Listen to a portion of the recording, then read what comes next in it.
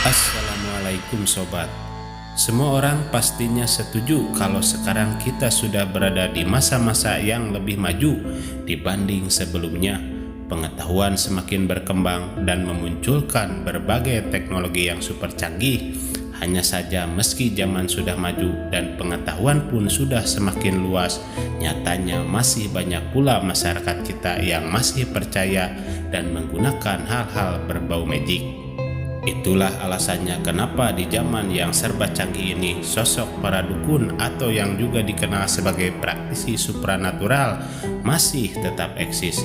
Bahkan nyatanya mereka pun tidak mau ketinggalan zaman untuk membantu orang-orang yang mau menggunakan jasanya untuk berbagai keperluan baik atau tidak baik.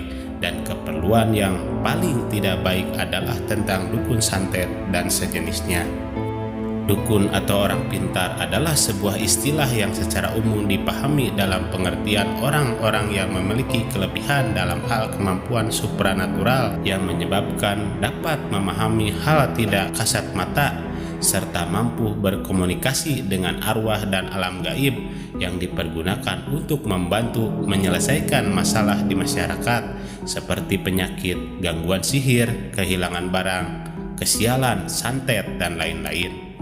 Parahnya, banyak orang menggunakan jasa ini untuk keperluan jahat yang sangat dilarang karena sangat merugikan orang lain, seperti menyakiti, membuat sengsara, bahkan bisa meninggal dunia karenanya. Inilah yang menjadi alasan Kang Ujang Bustomi Cirebon untuk memberantas para dukun yang keluar dari jalan Allah dan menggunakan untuk merugikan orang lain seperti dukun santet dan sejenisnya. Belakangan fenomena dukun santet marak dan viral terjadi, bahkan praktek ini sudah ada dan gampang untuk digunakan. Karena banyak dari para dukun santet mempromosikan dan menjualnya melalui media online. Seperti dukun-dukun dari berbagai kota ini kini menawarkan jasa spiritualnya lewat WhatsApp, marketplace, hingga Instagram. Ini terlihat bila kita memanggilnya di media internet seperti smartphone. Kita dengan gampang untuk menghubungi dan memesannya karena di situ banyak sekali para dukun memberikan cara yang mudah seperti nomor HP, WA, dan yang lainnya. Jadi sekarang makin sangat berbahaya karena para dukun santet bisa dengan mudah melakukan ritualnya. Kita tinggal menghubungi, transfer, dan boom, santet mulai beraksi. Praktek ilmu gaib ini tumbuh subur di Indonesia, bukan isu baru kalau para pejabat yang pernah duduk di pucuk pemerintahan hidup dengan desas-desus yang mengaitkan mereka sama dunia mistis dan spiritual. Permintaan terhadap jasa dukun yang tinggi menjadikan profesi ini menjanjikan. Yang jelas praktik perdukunan terus bertahan di negara kita. Upaya menyeret praktek dunia gaib ke tanah hukum formal bukan kali ini saja terjadi. Sebelumnya santet sudah bikin gonjang-ganjing parlemen. DPR sempat membahas rencana undang-undang Kitab Undang-Undang Hukum Pidana KUHP yang di dalamnya tercantum pasal membahas dukun santet. Tentu saja usulan anggota parlemen kontroversial lantaran banyak pihak berpendapat akan sulit bagi aparat hukum membuktikan hal-hal goib seperti santet secara ilegal atau formal. Dan kini juga praktek ini disinyalir banyak digunakan untuk berpolitik. Lalu apa hubungannya dengan politik? Pada level ideal, politik adalah seni memperjuangkan idealisme untuk kebaikan dan kemajuan bersama. Hanya saja politik identik dengan kekuasaan. Pragmatisme sering mengemuka dalam berpolitik, maka politik berubah bentuknya menjadi aksi berebut kuasa semata. Tentu saja proses perebutan kuasa itu banyak praktek yang tidak sehat, bisa dalam bentuk money politik, penggalangan massa secara kasar, black campaign, dan semacamnya. Itu terjadi di semua level, pemilihan kepala desa, kepala daerah, maupun anggota legislatif, sampai pilpres. Kemudian apa kaitannya dengan dukun? Hanya orang-orang yang memahami perdukunan tentunya yang bisa menjawabnya.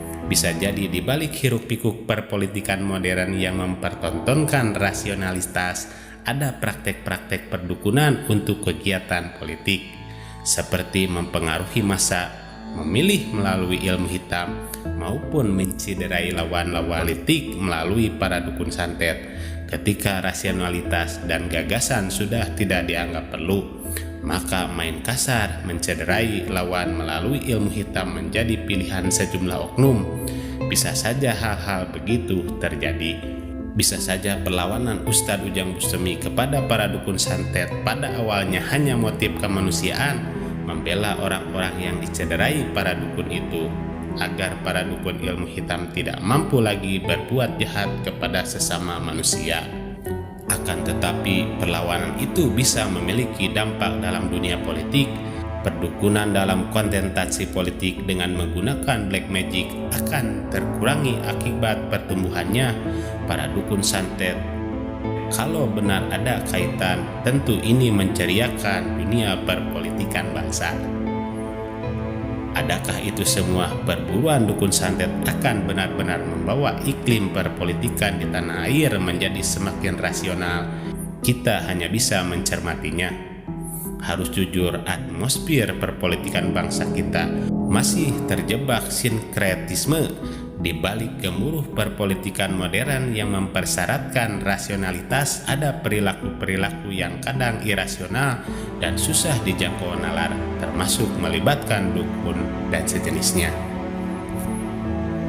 Harapan dari kita rakyat Indonesia tetaplah hidup, berusaha, dan berjuang dalam hal apapun di negeri ini dengan bersih tanpa harus menggunakan cara-cara yang tidak sehat alias licik seperti dengan cara menggunakan dukun santet dan sejenisnya, karena itu sangat berbahaya untuk kelangsungan umat manusia. Dan semoga Kang Ujang Bustami selalu diberi kesehatan dan kekuatan dalam melaksanakan syiar dengan memberantas para dukun yang keluar dari jalan Allah. Terima kasih sudah menyimak sampai selesai. Semoga video ini bermanfaat.